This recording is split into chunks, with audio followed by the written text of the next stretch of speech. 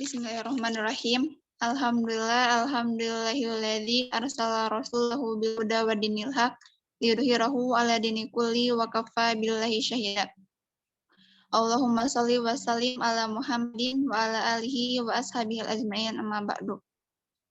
Baik teman-teman, pertama-tama mari kita panjatkan puji serta syukur kehadirat Allah Subhanahu wa taala yang telah memberikan kita nikmat iman, Islam, kesehatan dan kesempatan sehingga malam hari kali ini kita berkumpul bersama untuk mengikuti bedah skripsi. Nah, lupa juga salawat serta salam semoga tercurah limpahkan kepada Nabi Muhammad SAW yang telah membawa kita dari zaman jahiliyah. Dan kesempatan kali ini perkenalkan nama saya Yusuf Oro sebagai moderator dalam diskusi malam ini. Pada malam ini kita akan mengkaji atau membedah skripsi yang berjudul Studi Analisis Rawi Asim Ibn Najud dan periwayatannya tentang sifat Mahdi yang akan disampaikan kemudian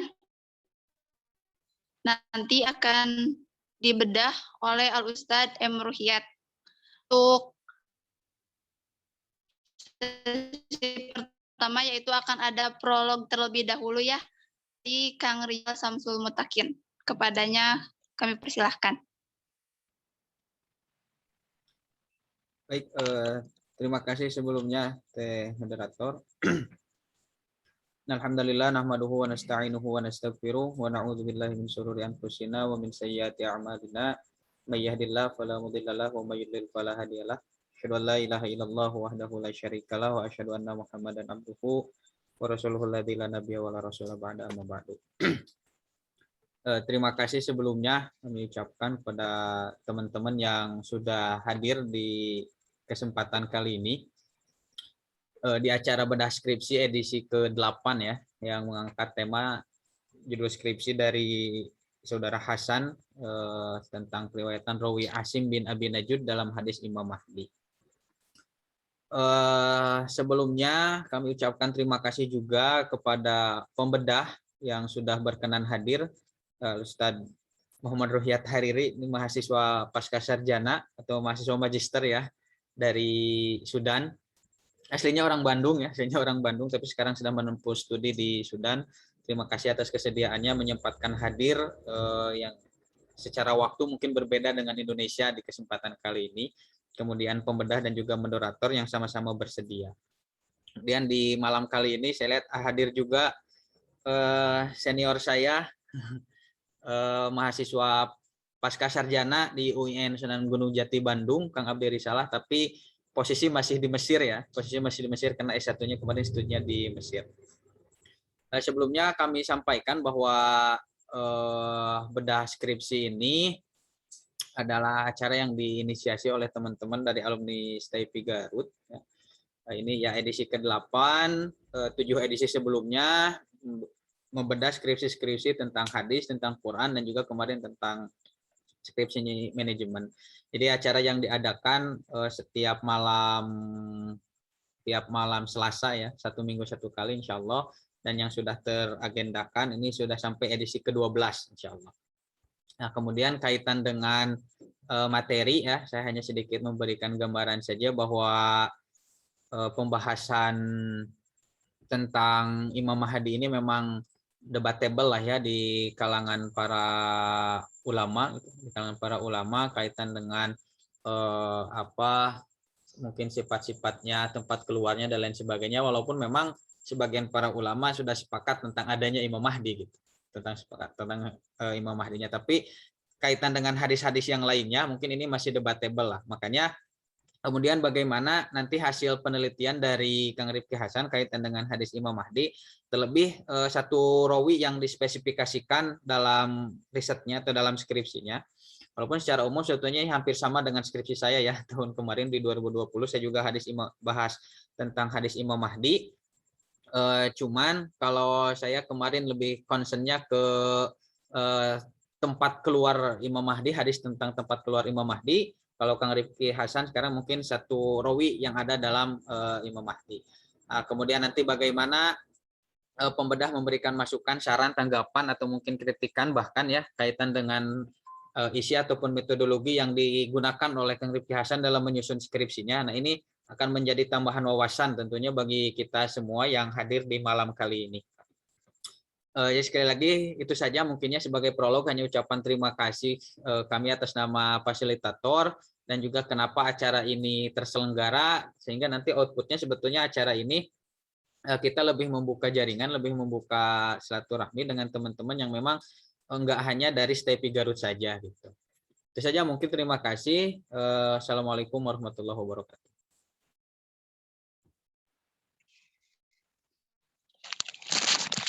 Baik, terima kasih kepada Kang Rijal Samsul Mutakin yang telah memaparkan prolognya. Kemudian saya informasikan gitu ya, untuk diskusi malam ini dibagi menjadi termin. Yang pertama adalah pemaparan skripsi oleh Hasan Albana, kemudian nanti dilanjut oleh pembedah oleh Al-Ustadz Muhammad Ruhyat, kemudian terakhir ada sesi tanya jawab. Nah, untuk sekarang mungkin pemaparan dari Saudara Rifki Hasan Albana. Untuk pemaparan mungkin dikasih waktu ya 20 sampai 30 menit. Kepadanya kami persilahkan.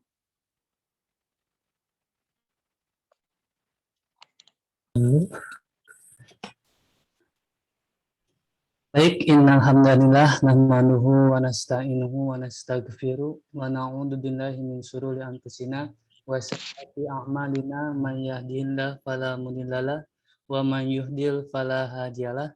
Asyhadu an la ilaha illallah wa asyhadu anna Muhammadan abduhu wa rasuluh alladzi la nabiyya ba'da, amma ba'du. Sebelumnya suaranya terdengar tidak, Kang SM?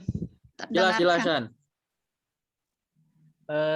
Sebelumnya yang saya hormati kepada Al-Ustadz Muhammad Ruhyat Hariri, ditambah saya ini lihat kakak atau sekaligus guru saya, Al-Ustadz Galih Galih Bogalakon, sama beliau juga mahasiswa Sudan kalau tidak salah. Beliau itu guru sekaligus mungkin bisa disebut kakak saya gitu ya. Kemudian kepada Al-Ustadz Rijal Samsul Mutakin yang saya hormati, kemudian Kang Rijal Fatur Rahman dan juga teman-teman sekalian. Sebelumnya saya mohon maaf bila mana ketidaktepat waktuan, keterlambatan dan lain sebagainya. Pada kesempatan kali ini mungkin saya akan sedikit memaparkan mengenai hasil riset atau skripsi yang saya susun yang berfokus kepada studi analisis rawi Asimin Abi Najud dan periwayatannya tentang sifat Al-Mahdi.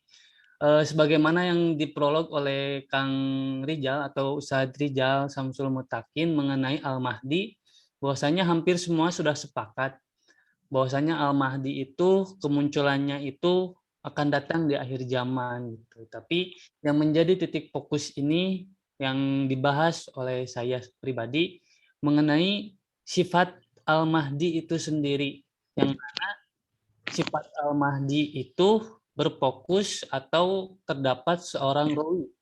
Nah, nanti yang lebih fokusnya itu ialah mengenai kedudukan rawi tersebut dan bagaimana periwayatan rawi tersebut mengenai sifat-sifat Al-Mahdi. Itu yang menjadi fokus bahasa.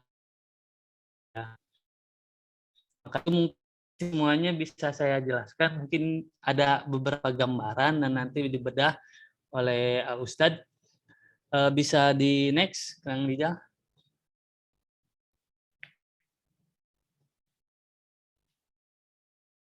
Nah, ini mengenai latar belakang mengenai latar belakang Al-Mahdi. Bahwasanya hadis-hadis tentang Al-Mahdi itu sudah banyak, bahkan para ulama sudah mengumpulkan banyak hadis, bahkan menyusun beberapa kitab yang khusus membahas tentang Al-Mahdi seperti Imam Asyuyuti, kemudian para ulama-ulama lain, khususnya Imam Asyuyuti itu membuat suatu kitab yang bernama kalau tidak salah Al-Uf Al-Mahdi, kalau tidak salah, saya lupa lagi. Saya cantumkan di sini, ini bisa dibaca. Menurut As-Suyuti terdapat 200 hadis dan asar yang menerangkan mengenai Al-Mahdi dengan derajat yang berbeda-beda. Mengenai sifat Al-Mahdi ini atau mengenai Al-Mahdi secara umum, hadisnya itu sangat banyak. Baik kemunculannya, baik sifatnya, baik keturunannya, baik ciri-ciri fisik maupun ciri-ciri latar belakang terjadi munculnya di dunia ini hingga akhir, semuanya itu sudah banyak hadis yang diriwayatkannya. Tetapi yang menjadi fokus itu ialah sifat keturunan Al-Mahdi yang diriwayatkan melalui sahabat Asim bin Abi Najud ini. Nah, maka di poin kedua yang menjadi fokus penelitian ini ialah mengenai hadis-hadis yang meriwayatkan mengenai ciri khusus periwayatan Asim bin Abi Najud serta kedudukan Asim bin Abi Najud menurut para ulama jarh ta'dil. Ini yang menjadi fokus jadi bahasan skripsi saya. Karena kenapa? Kalau dilihat dari sekian banyak hadis Al-Mahdi, hadis yang menjelaskan tentang sifat dan keturunan Al-Mahdi dari beberapa rawi, saya temukan yang paling banyak jalurnya itu yang melalui Asim bin Abi Najud, baru yang temu gitu. Maka dari itu ini menjadi sebuah latar yang saya bangun untuk menganalisis bagaimana kedudukan rawi tersebut. Apakah rawi tersebut bisa dikatakan sebagai seorang rawi yang mutawatir atau bagaimana? Periwayatannya bisa dikatakan mutawatir atau bagaimana? Sedangkan bila ditinjau, Asim bin Abi Najud ini seorang ulama kiai, kita bisa bahas lebih dalamnya. Nah, mengenai sifat-sifat atau hadis-hadis ciri sifat Al-Mahdi ini dinyatakan dalam hadis-hadis Sahih Hasan, sebagian ulama dan riwayatannya doib karena kedoiban ini terjadi pada Asim bin Abi Najud.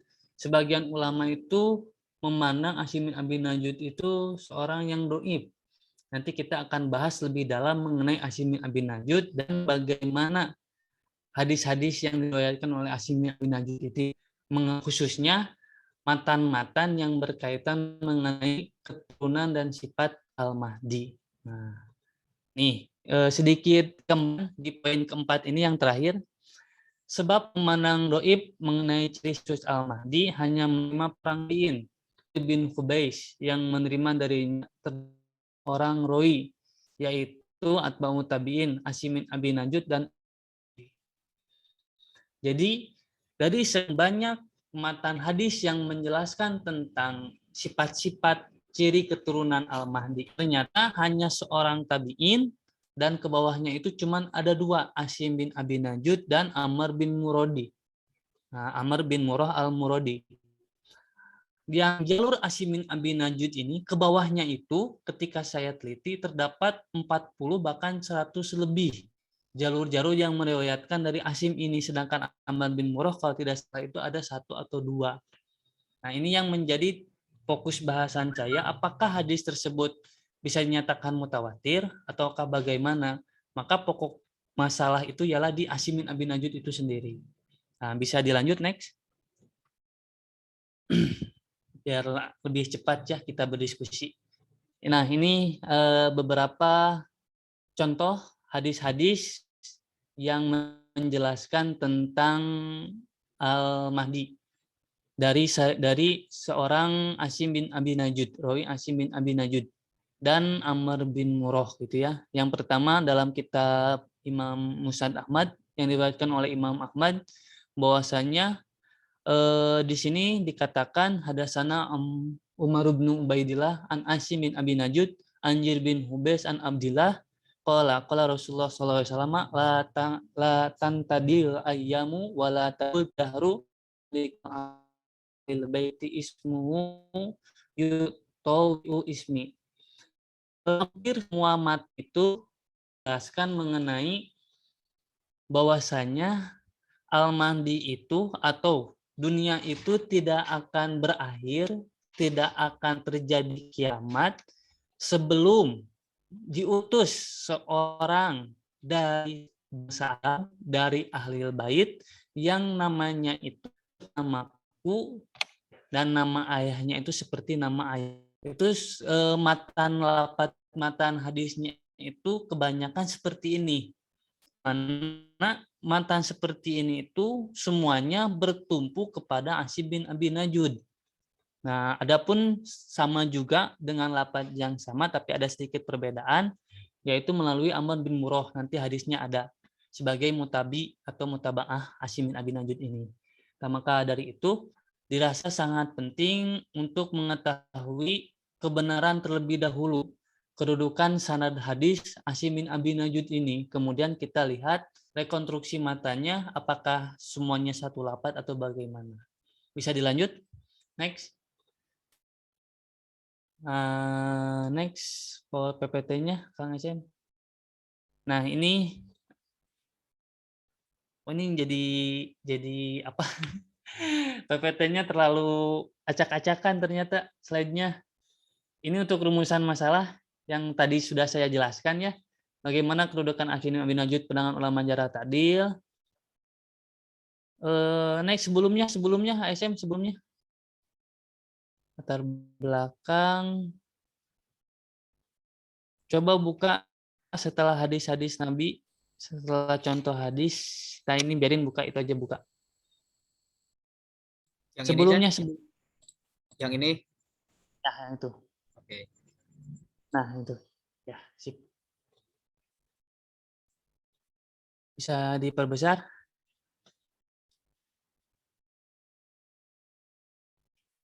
Oh iya benar.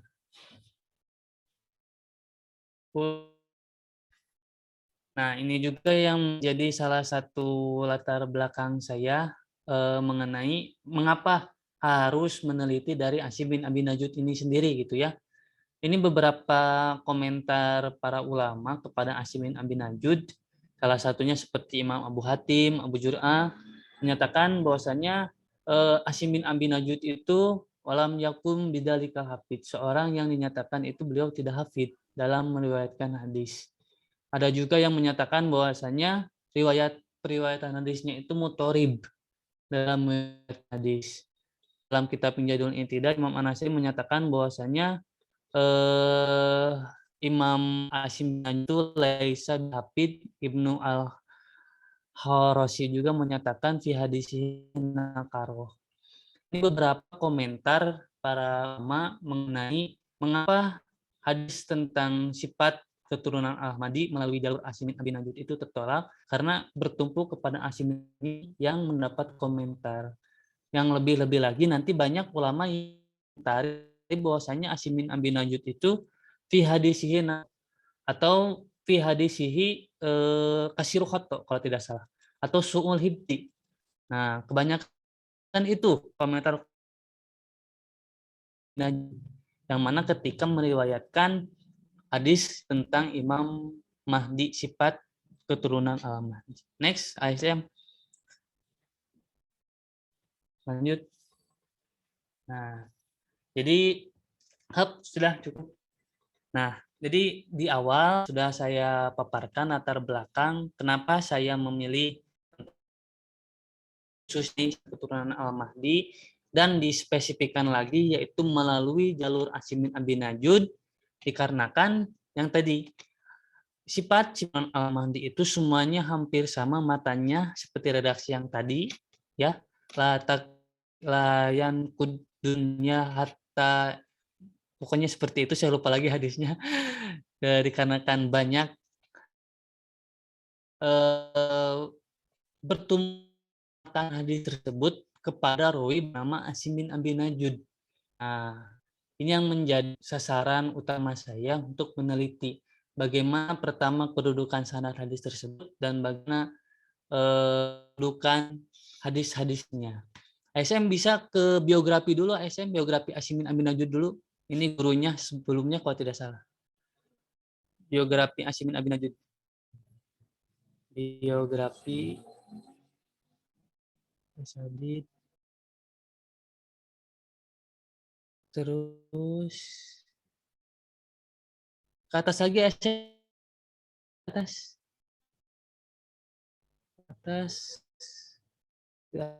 ada ya. Oh iya, udah ini ya ini udah ASM udah. Yang tadi, yang atas. Nah ini, atas. Guru. Yang guru. Nah, temuan. Nah ini, benar ini. Nah, kita mulai dari bahwasanya lihatkan hadis al-Mahdi. Hadis-hadis mengenai ciri sifat keturunan Al-Mahdi dari Ahlul Bait yang memiliki nama seperti nama Nabi Muhammad dan nama ayahnya seperti nama ayah Nabi. Nah, kita lebih dahulu mencari tahu bagaimana biografi Asim bin Abi Najud itu sendiri. Nama lengkapnya bisa dibaca di sini. Bernama lengkap Asim bin Bahdalah bin Abi Najud Abu Bakar al-Asadi al-Kufi. Beliau termasuk ulama Tobaqoh ketiga, yaitu tabi'in, rawi ahli Kufah. Nah, sedangkan menurut Ibnu Hajar bahwasanya Asim bin Abi Najud itu berada pada Tobaqoh ke-6, yaitu Sigor tabi'in. Nah, yang mana Asim bin Abi Najud ini termasuk ulama qiraah, bahkan termasuk guru dari Imam, ada riwayat Hafiz Asim, Hafiz an Asim. Asim itu, Hafiz itu gurunya Asim di situ ialah Asim bin Abi Najud. Jadi beliau itu di Kufah itu terkenal sebagai seorang qiraah. Nah, dia menguasai qiraah sab'ah. Nah, maka saya klasifikasikan guru-guru murid-muridnya itu sebenarnya saya klasifikasikan itu yang pertama guru-guru berdasarkan keilmuan atau berdasarkan ya keilmuan. Asim bin Abi Najud menerima qiraah itu dari siapa saja, gurunya itu imam qiraahnya siapa saja, kemudian guru dalam hadis siapa saja, guru dalam sejarah siapa saja. Kemudian saya bagi lagi guru-guru Asim dari negara. Ini menunjukkan Asim itu rilah kemana saja. Nah, dan kedudukan guru-guru semuanya itu saya diberikan tobakoh atau bukan tobakoh, diberi penilaian mana yang termasuk guru yang siko, sahabat, atau soduk, atau makbul, dan sebagainya. Nah, maka saya buat tabel seperti ini. Ini tabel yang begitu saya ringkas gitu ya, dari beberapa sub-sub bagian yang saya buat sebelum dibuat tabel ini. Yang pertama, guru itu, guru Asim bin Abi Najud itu saya bagi menjadi pilihan negara. Ada yang dari Kufah, ada yang dari Basroh, ada yang dari Sam, ada yang dari Madinah, ada yang dari Mekah. Semuanya bisa dilihat di sini. Terus guru-guru dari kalangan sahabat di Kufah, sahabat Basroh, sahabat di Sam, dan sebagainya. Kedudukan guru yang siko, yang kedudukannya siko, yang kedudukannya soduk, saya semua rangkum di tabel ini. Dan saya dapati terdapat 70 orang guru Asim bin Abi Najud. Itu yang saya temukan. Nanti mungkin bisa dikoreksi bila mana ada yang menemukan yang lainnya. Dan 70 ini sebelumnya saya sudah klasifikasikan yang ahli dalam qiraah, Asim menerima qiraah itu dari siapa, ahli dalam hadis siapa. Nah, itu guru-gurunya ya. Totalnya ada 70 guru dari berbagai negara dan kedudukan guru-guru tersebut. Next, ISM mengenai guru-guru sudah dan tobako sudah. Lanjut.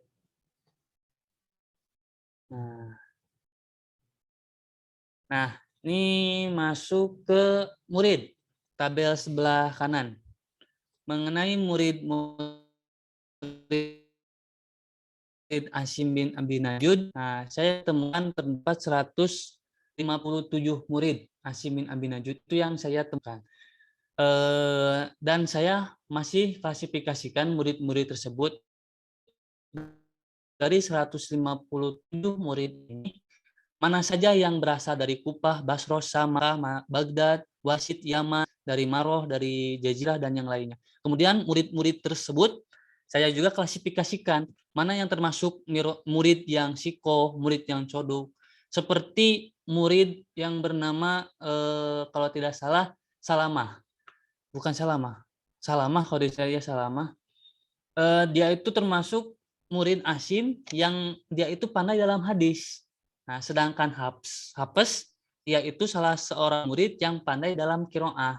Jadi ketika ulama menilai dalam kitab-kitab jarh ta'dilnya menjelaskan bahwasanya rawi tersebut dalam imam fil qiraah atau sikoh fil qiraah soduk misalkan suka dikatakan seperti itu. Banyak murid-murid Asim yang dinyatakan seperti itu. Nah, dari 150 klasifikasikan dan saya temukan 157 murid Asim bin Abi Najud. Nah, baik dari Kufah ada berapa orang, kedudukannya Sikosabat berapa orang, dari Basra berapa orang, kedudukannya berapa dan sebagainya. Bisa kawan-kawan dibaca. Itu saya sudah seringkasnya. Semoga bisa dipahami. Nah, selanjutnya kita masuk ke wafat. Wafatnya Asim bin Abi Najud ini yang sebelah sebelah kiri. Menurut Muhammad Salim bin Muslim dalam Mu'jam Hafidz Al-Quran Iqbar At-Tari, Asim bin Abi Najud itu wafat tahun 127 atau sekitaran 127 sampai 129 Hijriah. Tapi yang paling masyhur yang saya ketahui itu Asim wafat pada tahun 128 Hijriah. Nah, beberapa pujian ulama kepadanya, Ibnu Al-Jaziri menyatakan bahwasanya Asyimi itu seorang ulama qiraah. Yang sudah tadi saya jelaskan, ketika kita tahu ada suatu qiraah Hafs an Asim, tak Asim itu ialah Asim bin Abi Najud. Temukan. Maka inilah Asim, seorang ulama qiraah. Begitu pula pujian-pujian ulama yang lain yang menyatakan bahwasanya beliau itu seorang yang fasih bacaannya, seorang yang bagus dalam qiraahnya. Nah, itulah yang bisa dikatakan Asim itu seorang ulama qiraah. Tetapi yang dipakai oleh saya itu ialah Asim dalam meriwayatkan hadis, khususnya hadis-hadis mengenai ciri khusus tentang Al-Mahdi, ciri khusus sifat dan keturunan Al-Mahdi. Next, ASM, lanjut. Nah, ini penilaian para ulama. Saya bagi penilaian para ulama itu kepada 3 bagian. Yang pertama para ulama mutasyadid yang kita sudah tahu. Ulama mutasyadid itu ulama-ulama yang keras gitu ya, seperti Yahya bin Ma'in dan yang lainnya. Kemudian ulama-ulama mutasahil dan ulama-ulama muta'adil. Mutasahil seperti Ibnu Hibban dan yang lainnya. Atau ulama-ulama mu'tadil itu seperti Ibnu Hajar sebagai rujukan para mahasiswa-mahasiswa hadis ketika membahas jarh ta'dil, mengambil kesimpulan, kita ambil Ibnu Hajar dan ada habis saja. Nah, maka saya cantumkan beberapa ulama, kalau tidak salah ada 13 atau 12 ulama keseluruhan, baik mutasadid, mutasyahil, dan muta'adil. Ini bisa dilihat, bisa diperhatikan berapa banyak yang mentakdil dan berapa banyak yang menjarah. Nah, Yahya Al-Qattan atau Yahya Al-Qattan menilai dan Yahya bin Ma'in itu menyatakan menjarah dan mentakdil gitu ya. Lafaz jarah Yahya Al-Qattan kepada Asim itu rodul ifti. Rodul ifti itu bila dilihat dalam kitab Mu'jam fi jarah wa ta'dil atau Mu'jam al-Fadu jarah wa ta'dil gitu ya. Rodul hifdi itu hampir sama seperti su'ul hifdi. Maka hadisnya itu bisa dijadikan iktibar bila mana ada syawahid atau yang menguatkan. Atau mutabi yang menguatkan. Begitu juga Yahya bin Ma'in laisa bihi ba's. Ini dia para ulama-ulama mutasyadid yang kita bisa pahami ketika ulama mutasyadid menyatakan bahwasanya hadisnya itu laisa bihi bas itu ya. Hadisnya itu tidak apa-apa atau misalkan dengan kalimat-kalimat yang mungkin dikira itu lafaz jarah, ternyata itu lafaz tadi atau sebaliknya. Nah, ketika Yahya bin Ma'in mengatakan laisa bihi bas, bahwasanya hadisnya itu tidak apa-apa. Nah, begitu juga Abu Hatim Ar-Razi, beliau mentakdil dengan kalimat mahalu soduk soli al hadis. ini termasuk lafaz jarah dan ta'dil gitu ya. Lafaz ta'dil dan jarah. Kemudian Al-A'mas menyatakan siko, Al-Ukaili menjarah dengan kalimat su'ul hibdi, hampir sama seperti royul hibdi. Yakub bin Sufyan sama siko, kemudian juga menjarah fi hadisihi nakaroh, fi hadisihi itirob. Ibnu Hiroshim menyatakan fi hadisihi nakaroh.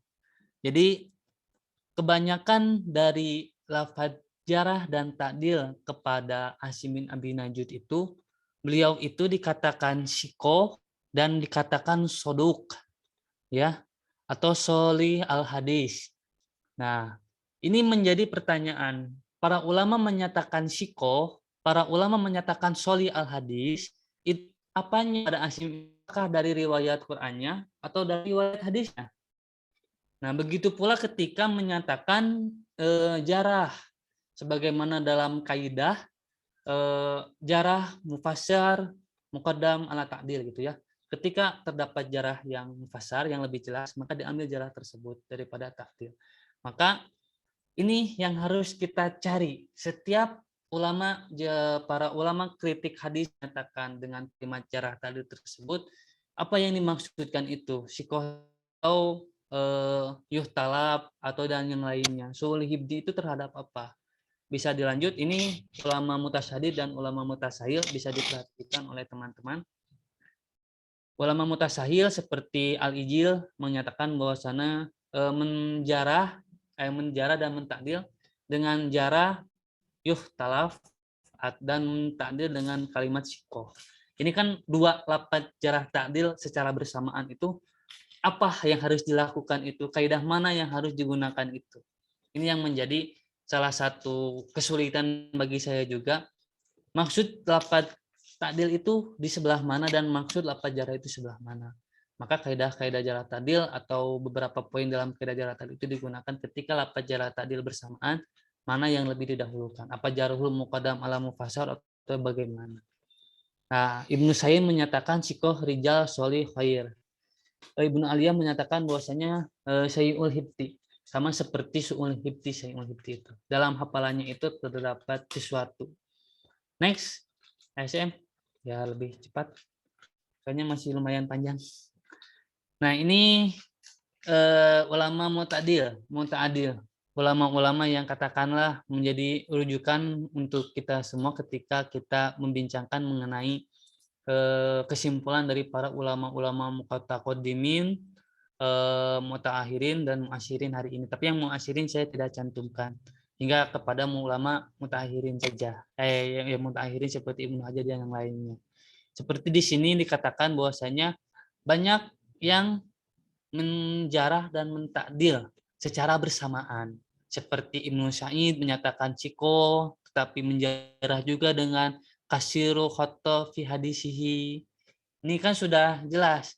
Sikoh ini apakah dalam hadis atau kiro'ah. Sedangkan lafaz jarahnya itu kasiru khoto fi al hadis, fi hadisihu, fi hadisihi. Hadisnya itu terdapat kesalahan, kasiru khoto banyak salah dalam hadisnya. Ini menunjukkan bahwasanya Asim itu mungkin sikoh dalam kiro'ah, sedangkan dalam hadisnya itu banyak salahnya, atau su'ul hibti, atau nakaro dan sebagainya. Ahmad bin Hambal menyatakan sikoh rijal sahih khairu sikoh. Ada Rokutni menyatakan fihibdihi Asim syai, pada hafalan Asim itu ada sesuatu. Kemudian Abu Jur'ah menyatakan sikoh, Al-Jahabi menyatakan duna subut, tidak subut tetapi soduk bihim. Nah, Ad-Dahabi dan Ibnu Hajar itu hampir sama menyatakan soduk bihim dan soduk lau auham. Hujjah fil kiro'ah. Nah, ini kita udah bisa ambil kesimpulan dari para pengkritik hadis atau pengkritik rawi kepada Asim bin Abi Najud ini. Ternyata Asim itu dinyatakan sebagai seorang yang sikoh dalam kiroahnya, tetapi ada sesuatu dalam periwayatan hadisnya. Apakah sesuatu ini dikatakan su'ul hibtikah, atau kasoduk, atau kayuh talab, atau bagaimana?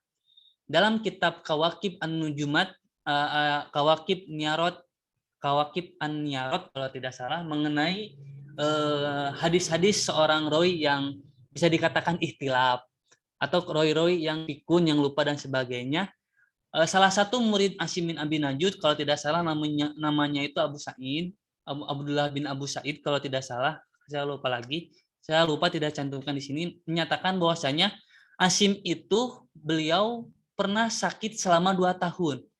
Dan selama sakit 2 tahun ini Asim mengalami ikhtilat, kelupaan kepikunan di akhir umurnya. Dan saya tidak menemukan penjelasan yang lebih jelas lagi. Apakah ketika meriwayatkan hadis ketika sakit selama 2 tahun ini dan ketika ikhtilat itu meriwayatkan tentang Al-Mahdi ini atau tidak? Inilah yang menjadi penasaran saya, yang menjadi analisis fokus saya. Bagaimana kedudukan Asim ini? Apakah sudah ikhtilat atau belum? Nah, ini maka penting harus digali, harus dicari bagaimana Asim tersebut. Nah, bisa dilanjut. Next, selanjutnya. Nah, maaf ya untuk waktunya sekitar 8 menit lagi. Saya percepat lagi. Ya.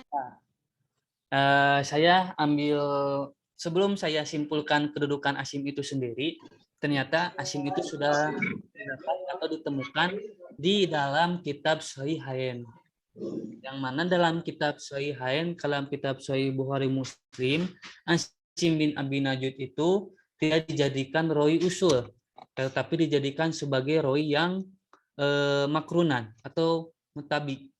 Nah, dalam kitab riwayat Imam Bukhari, dalam kitab Sahihnya bahwasanya Asim itu bersama dengan Abdah.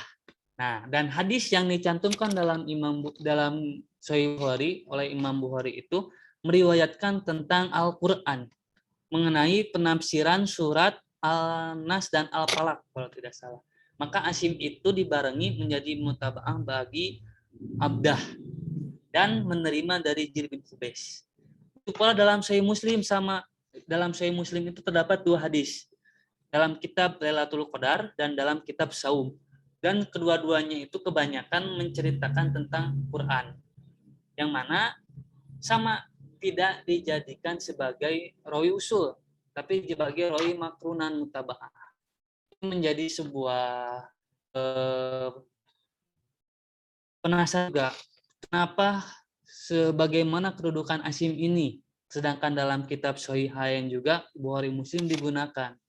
Nah, maka next ASM lanjut.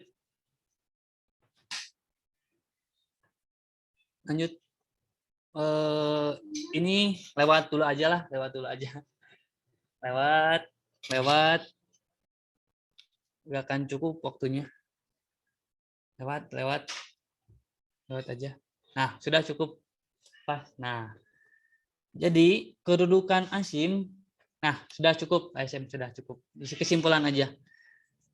Nah, jadi kedudukan Asim mengenai kedudukan beliau dalam meriwayatkan hadis tersebut, beliau bisa dikatakan sebagai seorang rawi yang memiliki hujjah atau seorang imam dalam meriwayatkan qiraah. Sedangkan dalam meriwayatkan hadis, beliau dinyatakan sebagai rawi yang iktibar, seorang rawi yang mesti diperhatikan, yang mesti diteliti lagi. Karena kenapa Asim ini meriwayatkan sebuah hadis yang mana hadis tersebut diriwayatkan juga oleh beberapa hadis yang lain. Salah satunya itu ialah terdapat syawahid dan terdapat tawabi yang lain. Di sini saya cantumkan beberapa syawahid, yaitu seperti dari sahabat Ali bin Abi Thalib, Abu Sa'id Al-Khudri. Nah, kemudian terdapat juga mutabi, yaitu Amr bin Murrah dan Fitr bin Khalifah. Yang mana baik syawahid dan mutabi ini ketika saya teliti, dalam sanadnya juga terdapat sedikit beberapa rawi yang dinilai sebagai soduk atau soduk romi bitasyi'i atau soduk bitasyi'i kalau tidak salah, seperti Fitr bin Khalifah. Fitr bin Khalifah ini seorang rawi yang dinyatakan soduk bitasyi'i, seorang yang soduk dan tertuduh sebagai Syiah gitu. Dan terdapat rawi yang bernama kalau tidak salah itu Yusuf dalam mutabaahnya itu. Nah, beliau dinyatakan sebagai seorang rawi yang soduk. Nah, maka riwayat Asim bin Abi Najud yang meriwayatkan tentang sifat dan ciri khusus Al-Mahdi dari keturunan Nabi yang namanya sama seperti Nabi ini bisa dinyatakan sebagai hadis yang hasan dikarenakan terdapat jalur-jalur yang lain.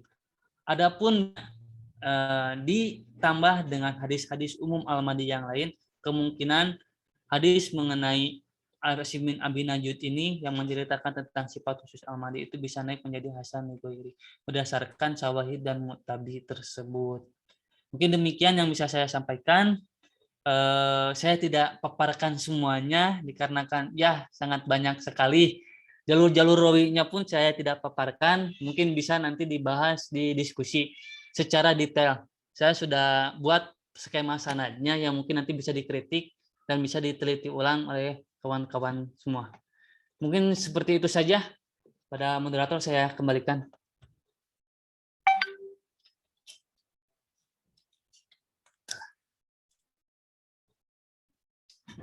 Cukup.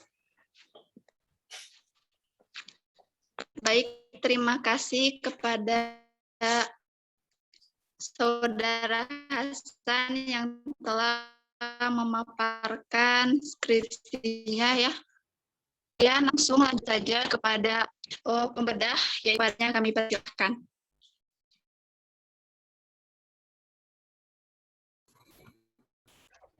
Ya, terima kasih si moderator, Kang Rizal dan juga Kang Rifki Hasan. Ini penulis skripsinya ya. Bismillah, alhamdulillah, wassalatu wassalamu ala rasulillah wa ala alihi wa sahbihi wa mawala. Assalamualaikum warahmatullahi wabarakatuh. Alhamdulillah, nikmat dari Allah Subhanahu wa Ta'ala yang esa adalah nikmat dengan adanya ilmu pengetahuan, khususnya di dalam Islam itu sendiri.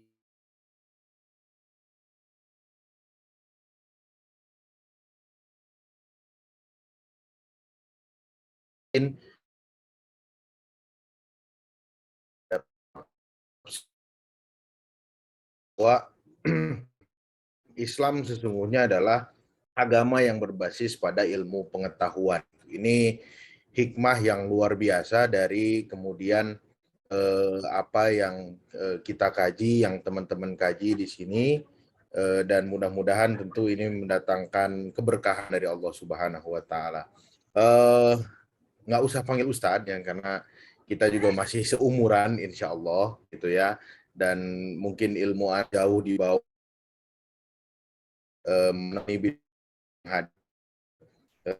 kalau Ana sendiri memang ilmunya agak nyebrang sedikit ya.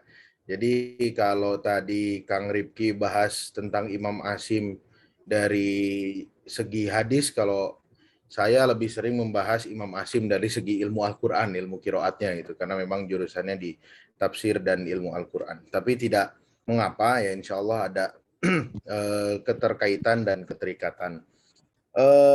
Ya, beberapa hari saya membaca skripsi yang luar biasa, 350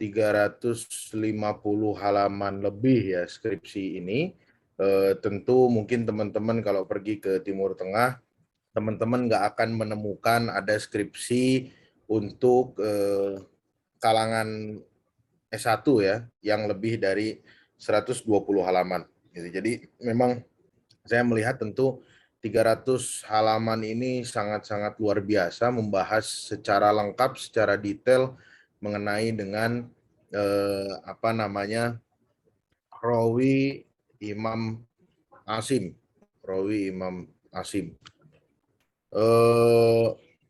Ini suaranya terdengar jelas ya?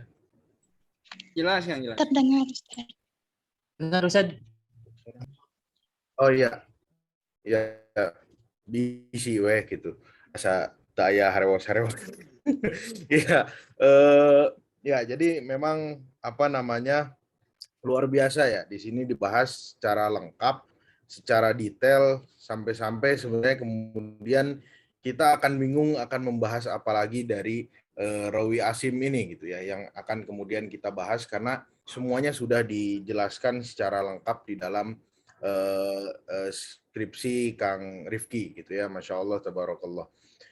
Namun ada beberapa hal yang kemudian perlu kita garis bawahi ya dari Imam Asim ini, bahwa ya Imam Asim kalau kemudian kita melihat dari segi kepakaran terhadap ilmu kiroatnya, Imam Asim itu adalah imam terbesar ketiga ya di dalam ilmu kiroat gitu ya, imam terbesar ketiga dalam ilmu kiroat, dan kemudian salah satu imam yang paling masyhur dalam ilmu kiroat gitu ya. Kepakarannya dalam kiroat pun kemudian ini diakui oleh Al-Imam Ahmad bin Hambal gitu ya, Imam Hambali ya, ketika kemudian putranya Imam Hambali menanyakan siapa yang paling kau sukai katanya bacaan Al-Qur'annya, maka kemudian Imam Ahmad bin Hambal menjawab ya Imam Asim bin Bahdalah atau Imam Asim bin Abi Najud gitu ya, itu yang kemudian apa namanya paling disukai bacaan Al-Qur'annya. Karena Imam Asim ini kalau dari segi kiroatnya, Imam Asim ini pakar di dalam masalah mad. Artinya Imam Asim ini sangat-sangat detail dalam masalah mad gitu ya, baik itu mad tobi'i, mad jaiz, mad iwad dan yang lain sebagainya gitu. Ya, dan itu bisa kita lihat dua kiroatnya yang kemudian di Imam Hafiz dan Imam Syu'bah gitu ya, yang keduanya meriwayatkan dari Imam Asim bin Abi Nujud, dan yang paling populer ya kiroat sekarang ya Imam Hafiz gitu ya, yang merupakan kemudian nukilan dari Imam Asim. Nah, kalau kemudian tadi disebutkan tobakotnya, maka kemudian Imam Asim sendiri masih menempati tobakot yang tinggi sebenarnya. Kenapa? Karena Imam Asim masih hidup satu generasi dengan para tabi'in gitu ya. Imam Asim ini apa namanya murid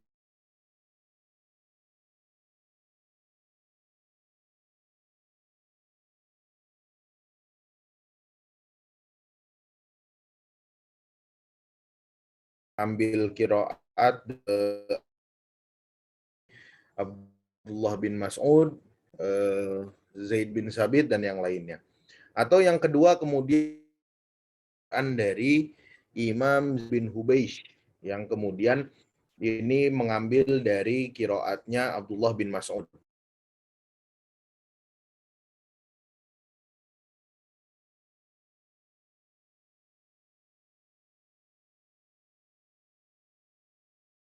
Allah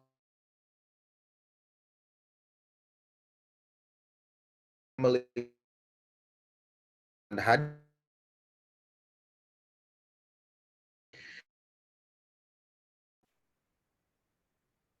ya, dalam tiga tobakot ini ada kesamaan. Yang pertama, misalnya hadis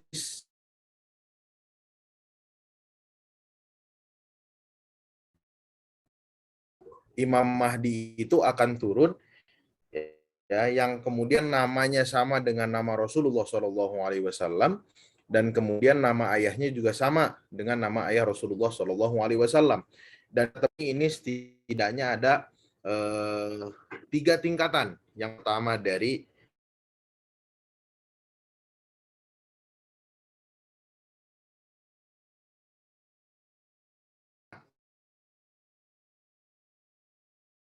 tidaknya yang sama, artinya kita bisa melihat bahwa bisa jadi memang Imam Asim bukan orang yang menekuni di bidang hadis, namun kemudian memang Imam Asim menerima hadis di sela-sela talakinya dalam qiraat, itu dalam ilmu Al-Qur'an. Ya, karena kemudian pasti kalau kemudian kita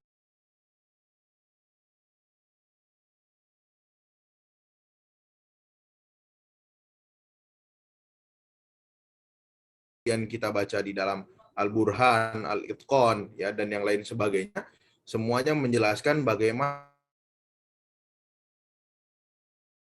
Rasulullah kepada para sahabat, dari para sahabat kepada para tabi'in, dari tabi'in kepada para tabi'in, dan seterusnya gitu ya, yang selalu tidak hanya sekedar talaki Al-Quran, tapi juga kemudian menjelaskan mengenai kandungan atau makna ayatnya. Dan yang berkemungkinan besar di sini adalah hadis kemudian diriwayatkan melalui jalur Al-Imam Asim bin Abi Nujud, ya, itu adalah bagaimana proses Imam Asim menerima Talazir bin Ubaisy gitu ya, ketika kemudian mengambil periwayatan terhadap qiraat Al-Qur'an. Menjarah Imam Asim, dan hampir semua su'ul hifz, ya, ada hafalan yang kurang baik itu yang dimiliki oleh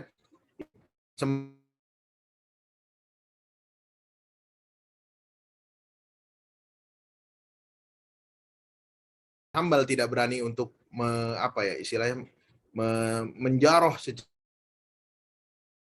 terbuka begitu ya terhadap Imam Asim, karena Imam Ahmad bin Hambal mengetahui bagaimana mungkinnya hafalannya Imam Asim dalam Al-Quran, sehingga kemudian hal ini tidak bisa menjadi sebuah penilaian terhadap su'ul hifdzinya Imam Asim, yang kemudian diriwayatkan oleh salah satu muridnya, ya, salah satu muridnya Imam Asim, yaitu adalah Imam Syu'bah. Imam Syu'bah itu, Asim itu pernah sakit, ya, pernah sakit 2 tahun, dan kemudian lupa lah, ya, ada kemudian kalau bahasa sebagainya lah, ya. Kemudian Imam Asim baca kembali Al-Quran setelah sembuhnya, dan tidak ada satupun yang Asim ini sangat-sangat mutkin, sangat-sangat itqon gitu ya, dan sekali lagi berbeda dalam masalah hadis gitu ya. Dan di beberapa pendapat para ulama jarh wa ta'dil, ya, disebut sebagai hafid hifdi atau su'ul hifdi, atau kemudian fi hadisihi nakarah, atau kemudian ittirab.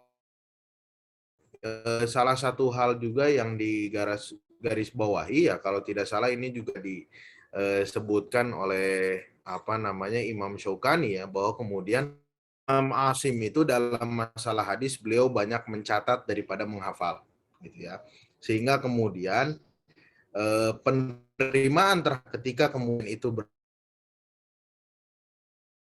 ini menjadi sesuatu hal yang doif gitu, sesuatu hal yang bahkan karena kemudian diduga lemahan hafalan Imam Asim hadis dengan cara membaca catatan yang kemudian ditulis oleh Imam Asim, maka kemudian Imam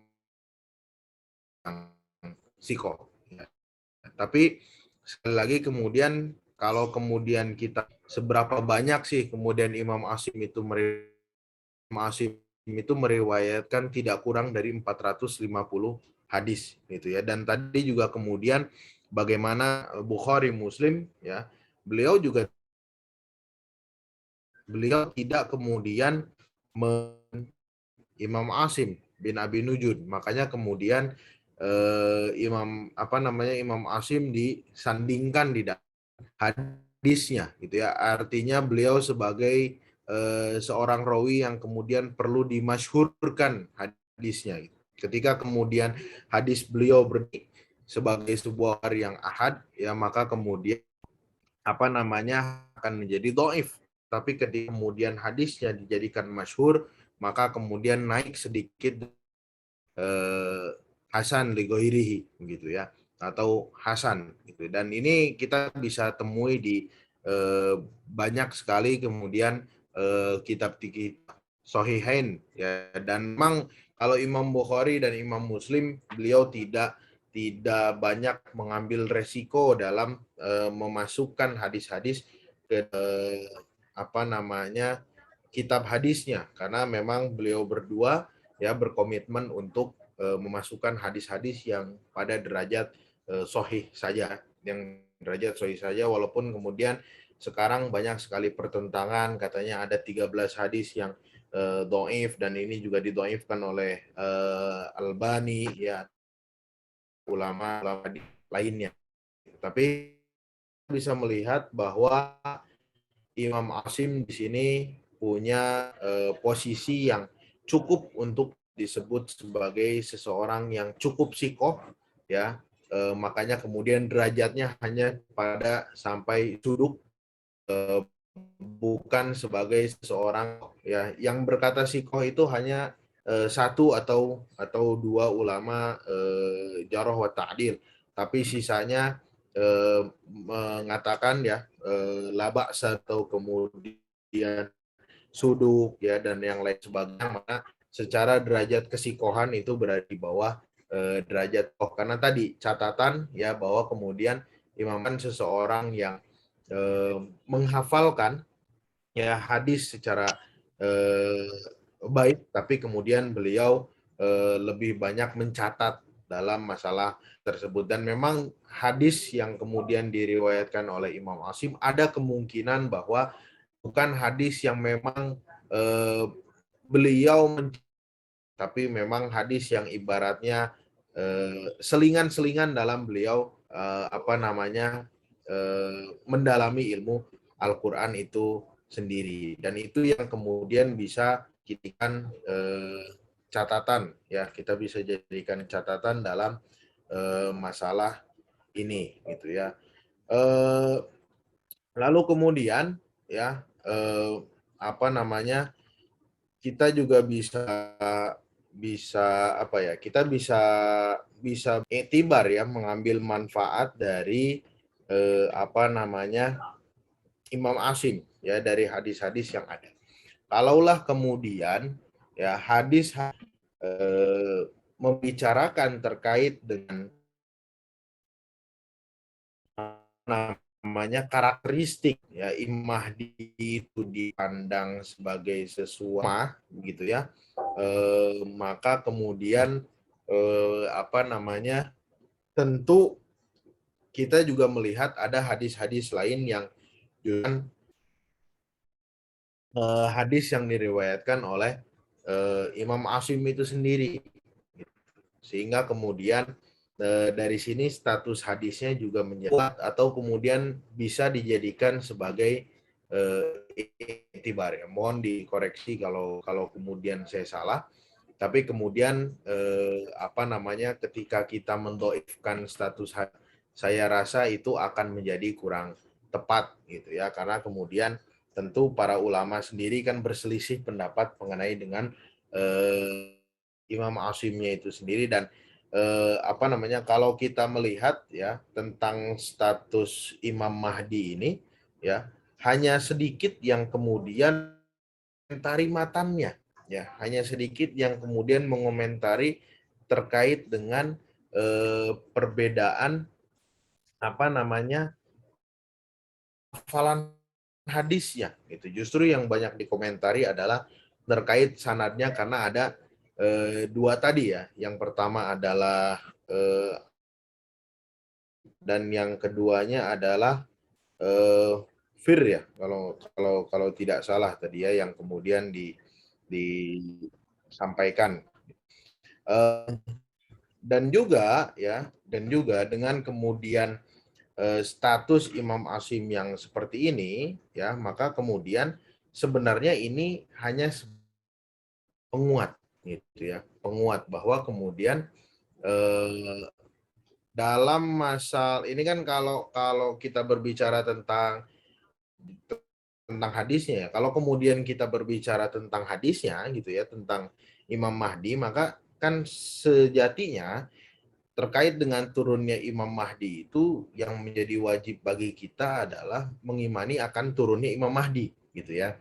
Nah, sehingga kemudian hadis-hadis yang seperti ini sebenarnya hanya berstatus sebagai pelengkap faidah. Kan sekarang buktinya ya, Imam Mahdi itu bahkan ada yang ngaku dari orang India, ada yang ngaku dari orang Bogor, ada yang ngaku dari orang Amerika.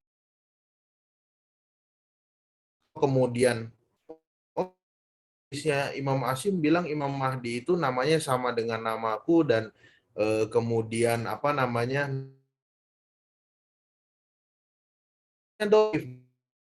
dukung dengan hadis yang lain ya dari jalur periwayatan ada Abu Hurairah, ada Anas bin Malik dan juga kemudian yang ketiga-tiganya kemudian meriwayatkan hadis mengenai bahwa kemudian Imam Mahdi itu akan muncul dari golongan bangsa Arab gitu ya. Nah, bagaimana mungkin kemudian akan ya muncul Imam Mahdi ya di zaman sekarang yang bahkan kemudian mereka tidak bisa berbicara gitu ya. Karena ada 3 redaksi hadis. Yang pertama disebutkan sebagai apa namanya minal Quraisy ya. Minal Quraisy ini setidaknya Abu Hurairah dan kemudian Abdullah bin Mas'ud, sedangkan yang dari apa namanya Anas bin Malik dan juga ada yang dari Abdullah bin Mas'ud disebutkan fa'imamukum minkum gitu ya. Fa'imamukum minkum ini kemudian menjadi 2 penafsiran. Fa'imamukum minkum yang pertama maksudnya adalah dari bangsa Arab, dari atau yang kedua adalah fa'imamukum minkum itu yang dimaksudkan adalah min ummati Muhammad Shallallahu alaihi wasallam gitu ya. Ini juga kemudian menjadi perdebatan dalam masalah karakteristik yang akan muncul di akhir zaman tersebut gitu ya. Tapi sekali lagi terakhir juga tadi kemudian ketika kemudian muncul mengenai apa adanya tuduhan ya terhadap muridnya Imam Asim yang kemudian disebut sebagai apa tasyayyu ya, tasyayyu atau kemudian tertuduh Syiah ya, tertuduh Syiah, maka kemudian saya juga meyakini ini tidak terlepas dari adanya hadis ya, adanya hadis tentang kemudian la yazalu hadadin azizan ila khalifah. Nah, yang kemudian ini hadisnya juga banyak disalahgunakan oleh orang-orang Syiah bahwa Isna Asyarah apa khalifah di sini disebut sebagai Isna Asyarah imam. Makanya kemudian mereka menamakan Syiah Isna Asyariyah atau Rafidhah gitu ya, karena kemudian mereka menunggu namanya Imam Mahdi ya, atau kemudian imam yang ke-12, khalifah yang ke-12, namun mereka meyakini khalifah yang ke-12 ini adalah dari garis Persia. Namun keturunannya tetap keturunan Hasan Hussein gitu ya. Jadi kalau kemudian tadi yang dibahas Kang Rifki di sini perdebatannya apa namanya terkait nama ya, kebanyakan apakah namanya sama dengan Rasul ya di hadisnya ya. Saya baca kan ada beberapa hadis gitu ya yang kemudian memperdebatkan namanya dan nama ayahnya, tapi juga kemudian di hadis-hadis lain banyak yang memperdebatkan juga bahwa kemudian apakah Imam Mahdi dari jalurnya Hasan apa Husain. Kalau Syiah kemudian ya ahlul baitnya Hasan apa Husain katanya. Kalau kemudian yang paling banyak meriwayatkan katanya dari jalurnya Husain, dan ini yang hadis-hadis tentang Imam Mahdi periwayatnya banyak tertuduh sebagai tasyayyu ya Syiah, karena kemudian Syiah lebih mengakui keturunan Husain dibandingkan Hasan gitu ya. Itu mungkin kalau sisanya karena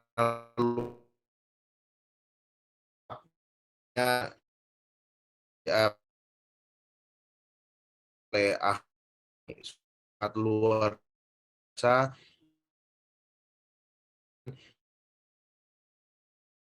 ini, sangat memberikan baru kepada masyarakat semua baik awam maupun yang memang menekuni bidang hadis ya, bagaimana kemudian peran Imam Asim sendiri di dalam periwayatan hadis khususnya dalam masalah hadis Imam Mahdi ini, dan kita bisa mengambil iktibar lah dari kemudian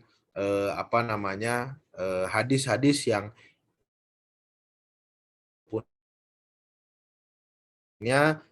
walaupun kemudian sebagian ulama menyebut ya atau mendoifkan atau menjarah Imam Asim, tapi kemudian tidak mengurangi eksistensi hadisnya untuk kemudian dijadikan fadhail.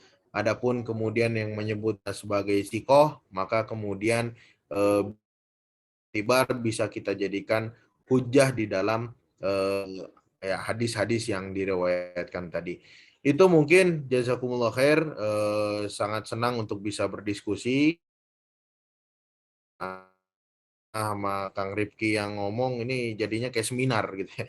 Kan ini bedah skripsi dan teman-teman di sini semua juga saya yakin mengambil jurusan yang lainnya yang memang berkonsentrasi untuk salah satunya membedah terkait dengan ilmu rijal, ilmu jarh wa ta'dil, ilmu hadis yang lainnya. Jazakumullah khair, hadanallahu wa iyyakum ajmain. Assalamualaikum warahmatullahi wabarakatuh. Waalaikumsalam Waalaikumsalam warahmatullahi. Terima kasih kepada Al-Ustadz M. Ruhiyat Hariri yang telah membedah skripsi dari Saudara Rizky Hasan Albana, tim Ibnu Abi Najud dan riwayatannya tentang sifat Al-Mahdi. Baik, sekarang masuk kepada tanya jawab ya.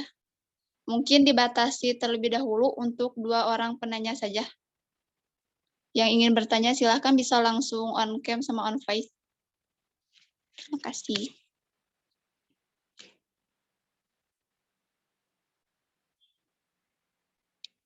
Ya, baik kepada teman-teman yang ingin bertanya, saya persilahkan.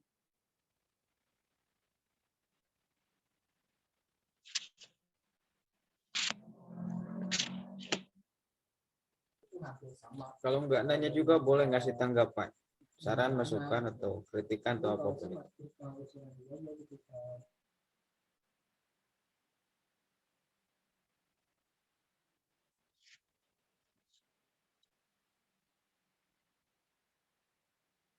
Ya, barangkali Kang Rijal Faturrahman akan menanggapi atau misalkan bertanya.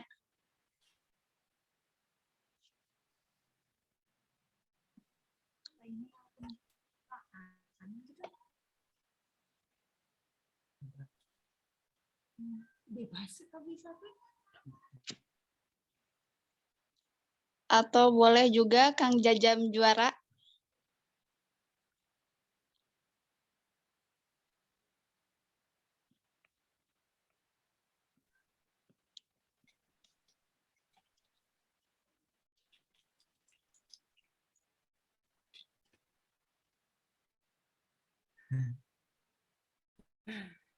Kang Mutakin mungkin. Ya.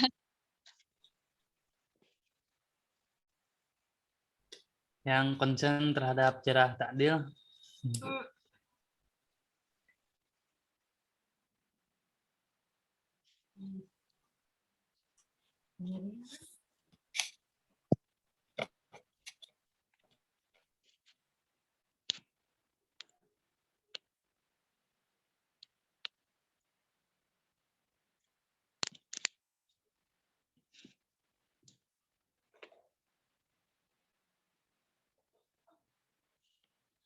Atau Kang Galih boleh barangkali ya menanggapi atau misalkan mau bertanya atau kritik juga boleh. Ya, bagaimana teman-teman? Adakah? Saya ya kalau nggak ada. Bisa sekali. Ya, suara Nayan tuh. Cek.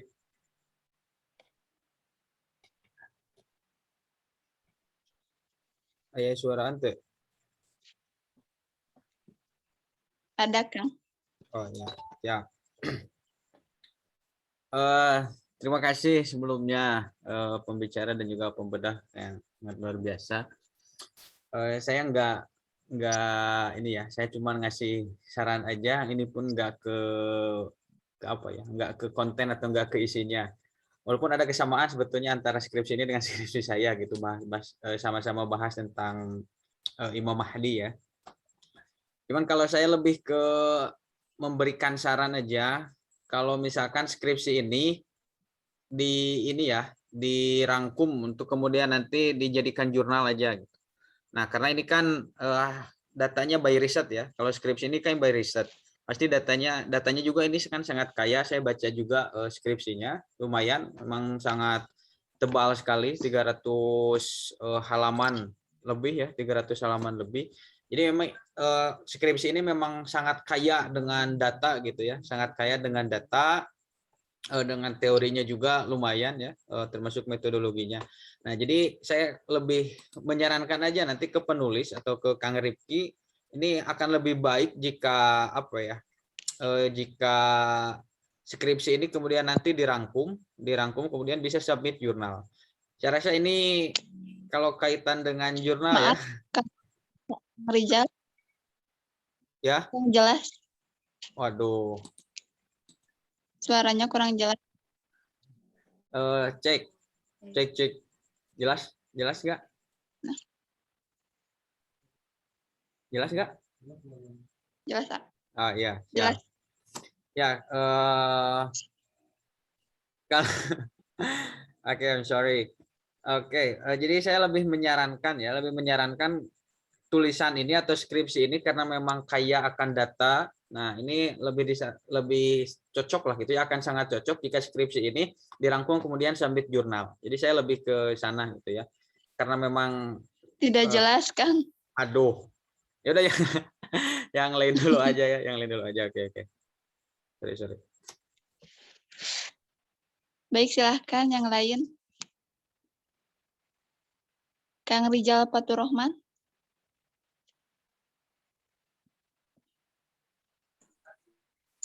Ya, cek. Masuk suaranya? Masuk, Kang. Ya, bismillahirrahmanirrahim. Terima kasih atas waktunya. Jazakallah juga kepada siapa ini pembedahnya? Rifki ya? Mas Rifki memiliki karya tentang Rawi Hashim bin Abi Najud dalam hadis Imam Mahdi. Lalu tadi pembedahnya juga jazakallah kepada Ustadz Rukiat. Jazakallah juga sangat bermanfaat. Nah, saya ingin beberapa share tentang penelitian tentang Imam Mahdi. Yang sebetulnya penelitian tentang Imam Mahdi ini sangatlah banyak sebetulnya. Sangatlah banyak dari berbagai perspektif, baik itu dari tatanan hadis, dari tatanan tafsir dan segala macam. Nah, mungkin kajian tema tentang Imam Mahdi ini sangat menarik di masyarakat kita hari ini. Kenapa? Karena tadi juga sempat disinggung erat kaitannya dengan orang-orang Syiah di sana, juga banyak mengaitkan dengan hal-hal yang memang itu simpang siur dalam isu hari ini. Apalagi tentang nabi-nabi palsu ya, untuk konteks fenomena hari ini. Baik nabi-nabi palsu, terus wacana-wacana Imam Mahdi dan segala macamnya. Nah, ini menjadi problem sosiokultur bagi kita semua. Nah, saya harapkan kita bisa mampu paradigma kita dalam menurut riset itu jadi yang paling penting itu adalah gap risetnya, di mana bagaimana caranya problem idealitas kita paradigma awal tentang keilmuan idealis itu timpang tindih dengan realitas hari. Maka dari itu disebut gap riset. Nah, dari ini kenapa sih harus tema Imam Mahdi yang diangkat, bahkan harus hadis Imam Mahdi yang diangkat. Nah, kan kita harus menelaah juga bagaimana pemahaman hadis-hadis Imam Mahdi di masyarakat. Apakah banyak yang tidak sesuai dengan literatur hadis yang memang yang sahih, ataupun yang memang berkembang di masyarakat. Bisa jadi yang berkembang di masyarakat itu yang banyak dipakai itu bukan hadis-hadis yang sahih mengenai tentang Imam Mahdi ini. Kan menjadi problem kita hari ini. Bahkan tadi di penelitiannya juga bagus tentang sanadnya, rijal hadisnya juga sudah dikaji. Nah, aduh, bentar, baterai lemah. Nah, itu tentang problemnya. Dan tadi saya apresiasi tentang data-datanya, data-data tentang hadisnya, walaupun saya belum membaca satu, tapi tadi dari pemaparan Mas Rifki ini sangat bagus terkait data-data hadisnya.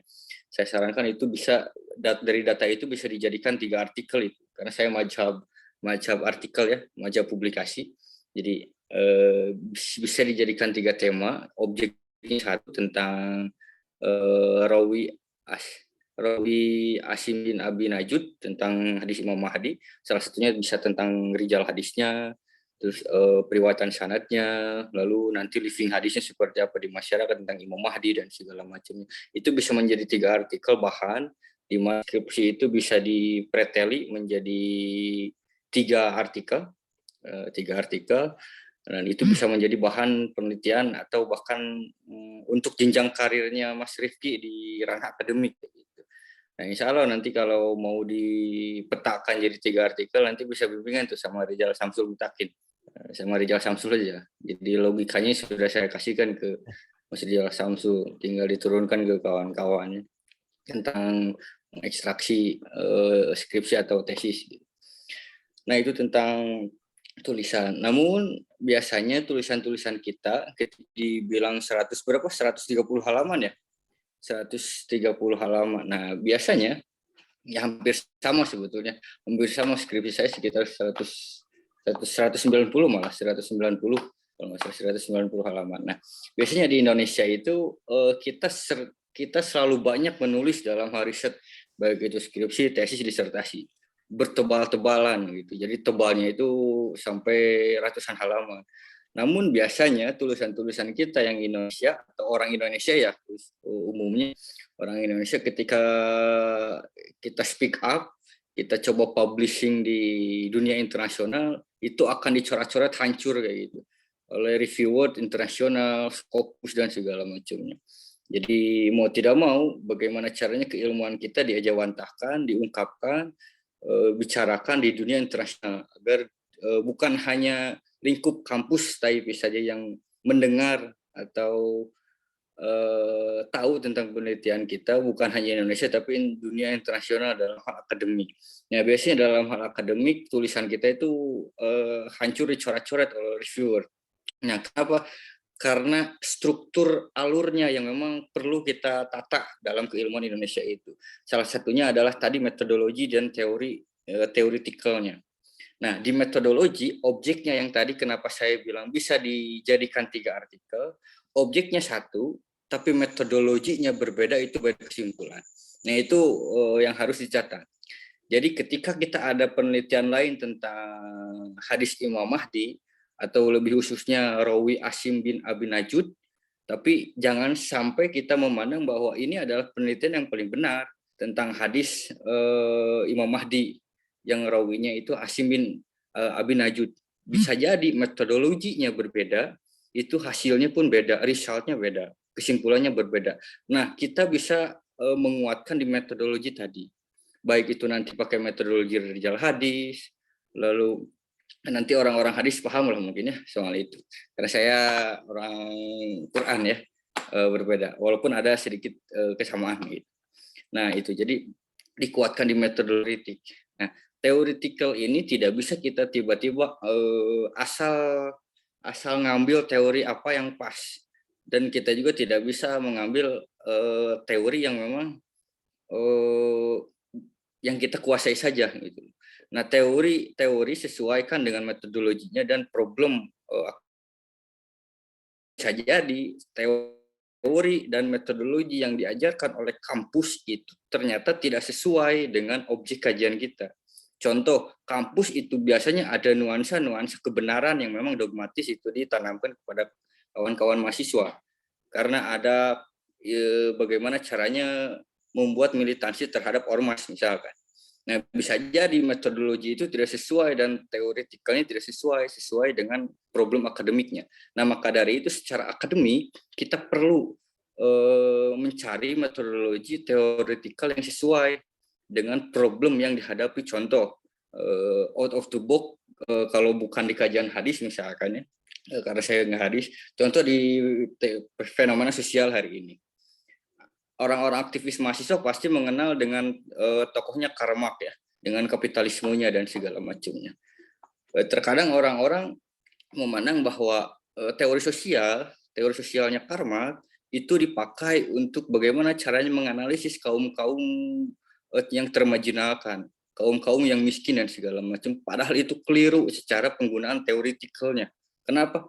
Karena Karl Marx itu memandang problemnya itu adalah ada hegemoni perusahaan-perusahaan, hegemoni kapitalisme yang dikuasai oleh orang-orang atas. Jadi orang kaum-kaum borjuis. Nah, maka dari itu objeknya adalah ekonomi, bukan sosialnya gitu. Nah, hasil kesimpulannya adalah sosial. Nah, itu salah satu contoh penerapan teoretikal yang sesuai. Jadi apa yang ingin kita ungkapkan, apa problemnya terlebih dahulu. Nah, gap riset yang tadi penting diungkapkan kayak gitu. Dan ketika kita dalam ranah akademik research penelitian, kita harus memposisikan diri bahwa kita itu bukan ada di dalam lingkaran riset kita. Dalam artian kita bukan ikut campur, kita bukan ikut membenarkan. Jadi kadang kita gini, kalau dulu mungkin pikiran saya di pesantren dulu waktu di Mualimin, sebelum penelitian itu saya sudah tahu kesimpulannya. Saya ingin meneliti ini, saya ingin membenarkan A. Saya ingin meneliti ini, saya ingin menyalahkan A. Ada paradigma itu terlebih dahulu. Nah, ketika masuk di dunia riset, seharusnya itu dihilangkan terlebih dahulu. Nuansa-nuansa kebenaran di pikiran dan hati kita kalau bisa dihilangkan terlebih dahulu. Agar kita menemukan sisi objektifnya secara resultnya. Kayak gitu. Nah, mungkin itu secara umum. Nanti penerapan teori tentang hal itu nanti itu Mas Jam-Jam Juara itu lebih jago dalam penerapannya. Nanti bisa share Mas Jam-Jam Juara tentang hal itu. Tadi mungkin saya menyinggung teori karma, takutnya Mas Jam-Jam yang ahli di sana, konsen di sana bisa meluruskan. Nah, mungkin itu bukan masukan, bukan pertanyaan, bukan apa juga, ini cuman sharing saja kepada kawan-kawan Mas Rizky dan kawan-kawan yang hadir di sini. Nah, selebihnya saya sangat mendapatkan ilmu banyak di sini tentang keilmuan hadis, baik dari Mas Rizky, Rifki, apalagi Ustaz Rufia tadi tentang share ilmunya, sangat bermanfaat bagi saya, itu ilmu baru secara keilmuan hadis. Oh, ternyata sangat luar biasa keilmuan hadis dan menarik. Setelah mendengarkan, saya juga menyesal juga dulu saya tidak terlalu concern di ilmu hadis juga begitu.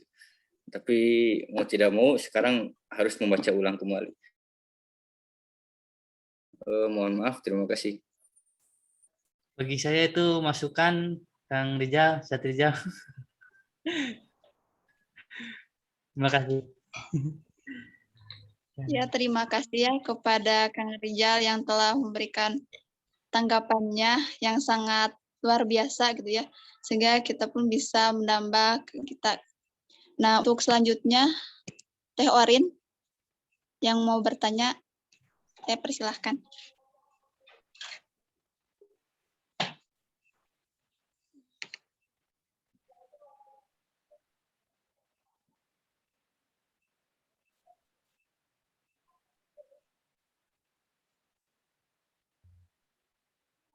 Teh Orin.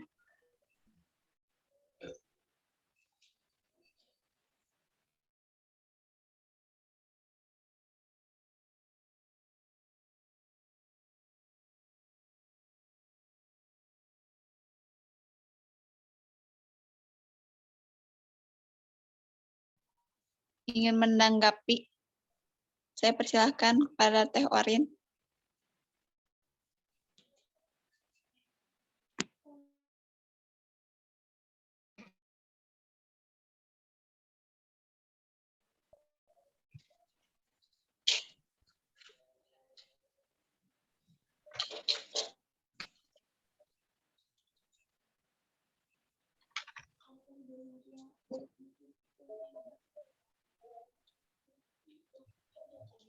Cek.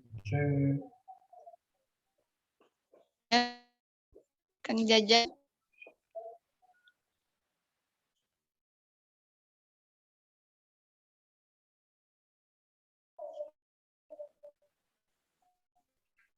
On kamera dong, biar ketengnya terlihat. Enggak. Ya lebih bagus. Iya, kamar saya masih berantakan isin. Mungkin hanya sedikit menambahkan saja ya sebelum nanti teori masuk. Apa yang tadi disampaikan oleh Kang Rizal itu karena memang ujung-ujungnya dari penelitian yang kita teliti itu harus memberikan dampak dan manfaat atau kita tahu bahwa tulisan yang kita buat itu tidak mungkin bisa menyelesaikan permasalahan-permasalahan besar, tapi setidaknya menjadi namanya menimbulkan riak-riak itu yang tadinya hanya sebatas a priori di kepala saja, tapi bisa dicari tahu lebih dalam dan bagaimana penyelesaian yang lebih bagus lagi. Yang tadi disampaikan oleh Kang Rizal, saya sangat sepakat sekali ya ketika manfaatnya gitunya kemudian berbicara masalah lingkungan masyarakat karena permasalahan Imam Mahdi ini memang bukan sebetulnya klasik juga dan memang banyak pendapat-pendapat yang kumaha tapi tatina bentuk penelitian tadi teh jangan sampai apa yang Anda teliti hari ini kelas 1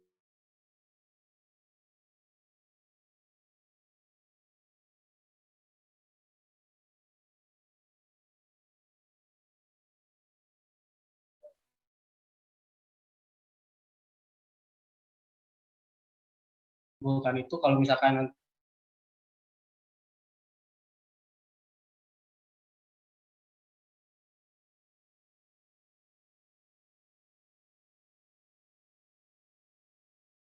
saya gitu.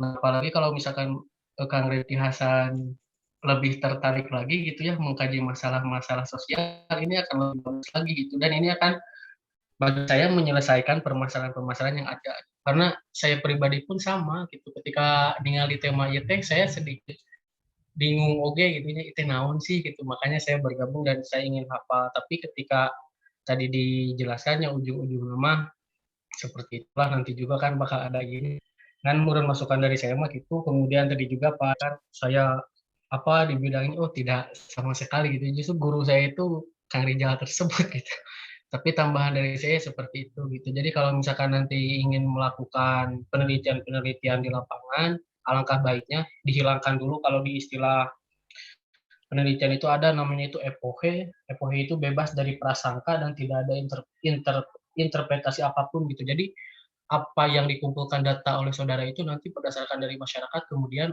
Anda analisis sehingga menjadi hasil yang memang bisa disebut namanya akademis ya gitu. Meskipun ini ujung-ujungnya akademis ya tapi tetap itu ketika pengumpulan data mah kita tidak bisa semena-mena atau kita tidak bisa menghakimi masyarakat seperti itu. Gitu Arija ti abdi mah bagus sekali ya Masya Allah sekali adik-adik alumni skripsinya di Barda kemudian ditanggapi juga oleh orang yang memang kompeten di dalamnya Ustadz Rufiat Hariri juga gitu karena tadi juga saya baca di pamflet beliau sekarang sedang magister di Sudan semoga beliau diberikan kelancaran di dalam menempuh pendidikannya di Sudan dan doakan juga Kang Rizal juga Kang Rizal Samsul Mutakin kawan-kawan seperti itu. Oke guys. Terima kasih kepada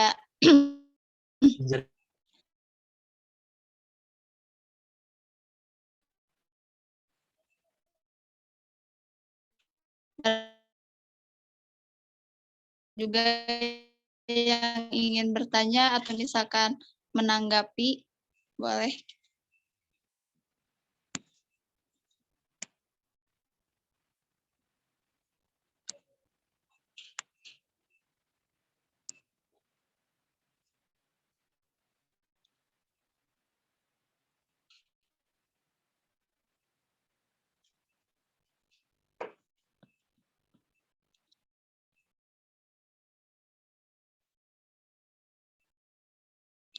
Saudara Julfikar, barangkali mau menanggapi atau misalkan bertanya.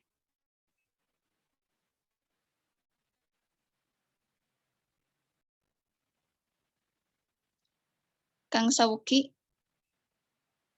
barangkali mau bertanya atau misalkan menanggapi. Menyimak Teh Ai. Baik, yang lainnya bagaimana? Teh Ayu Karisma.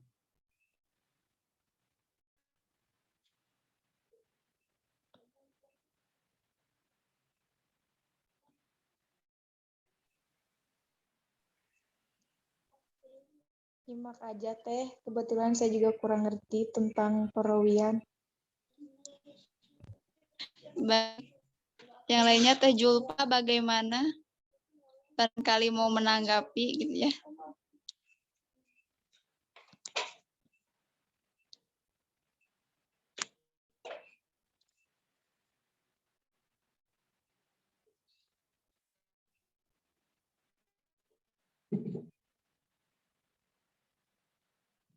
Kalau misalkan tidak ada, langsung saja ya. Closing statement gitu ya. Closing statement dari pembicara. Yang menanggapi. Saya merasa banyak kekurangan dalam penelitian saya gitu ya. Ya mungkin tadi ada beberapa tambahan dari Kang Jajam, dari Kang Rijal, bagaimana teoritis dengan metodologi bisa bersamaan dan impact-nya terhadap masyarakat dan sebagainya gitu ya.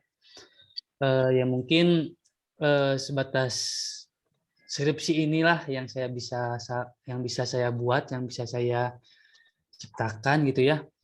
Untuk saya mungkin ini dibaca oleh masyarakat sulit mungkin ya oleh masyarakat, tetapi secara akademis mungkin ini bisa menjadi motivasi khususnya bagi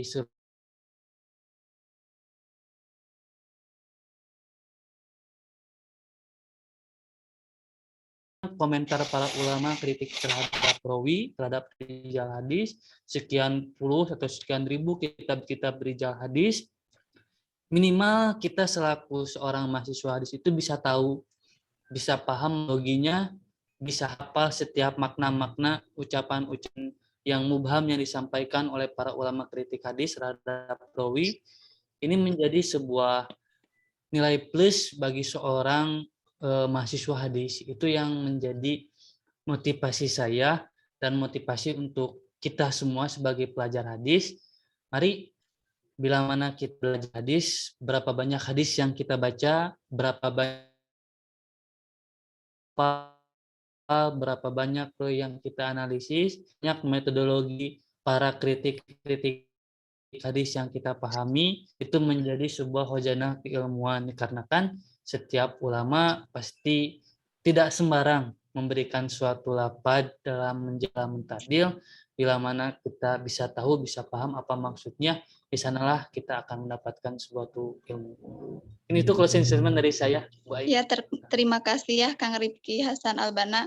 Untuk selanjutnya yaitu closing statement dari pembedah Al-Ustadz Imruhiyat Hariri. Kami persilahkan.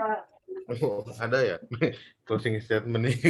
Ya, tadi Masya Allah saya juga sebenarnya di sini ikut beristifadah juga ya. Jadi tadi Kang Rijal, Kang Jajam, Kang Rijal Samsul ya dan yang lain menyampaikan. Jadi memang sebenarnya yang jadi titik poin dari skripsi ini memang pembahasannya itu sudah sangat spesifik gitu. Artinya pembahasan tentang hadis Al-Mahdi di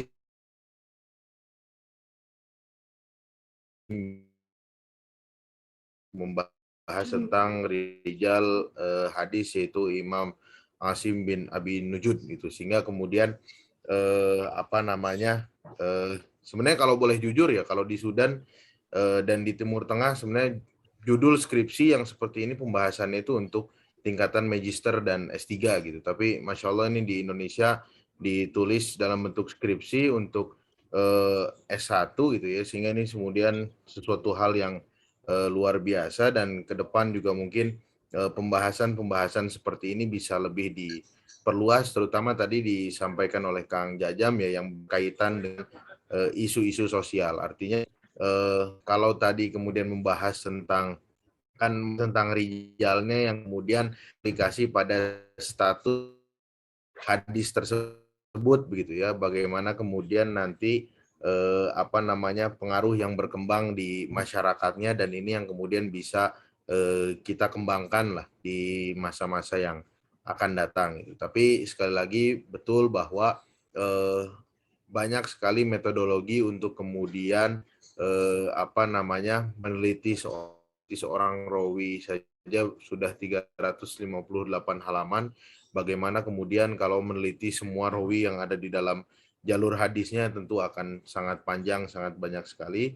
Tapi ala kulihal, ya sekali lagi ini ikhtiar kita bersama, ya bukan hanya teman-teman yang belajar di ilmu hadis, tapi tentu juga siapapun yang kemudian beragama Islam, ya siapapun yang Muslim, tentu kita juga harus memahami terkait dengan ilmu hadis, walaupun memang hanya sedikit, dan salah satu ikhtiar yang dilakukan juga adalah dengan sedikit demi sedikit kita mengenal, mengetahui status para rawi. Kan kata seorang ulama juga,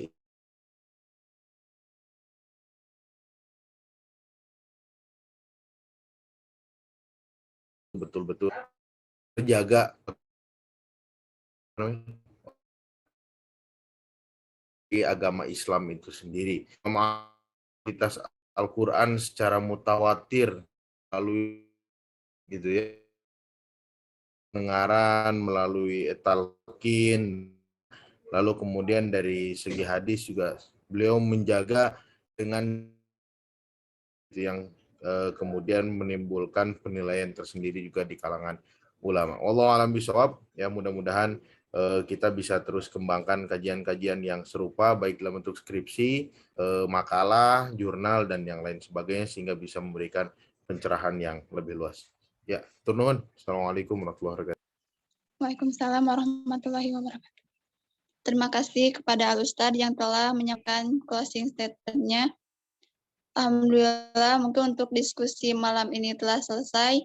Saya ucapkan terima kasih kepada Kang Rifki Hasan Albana sebagai pembicara, kemudian Al-Ustadz Muhammad Ruhiyat Hariri yang telah membedah juga.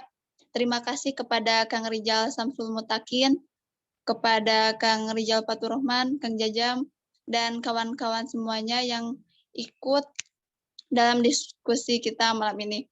Mudah-mudahan dengan adanya diskusi-diskusi seperti ini dapat menambah keilmuan kita. Mungkin ditutup saja.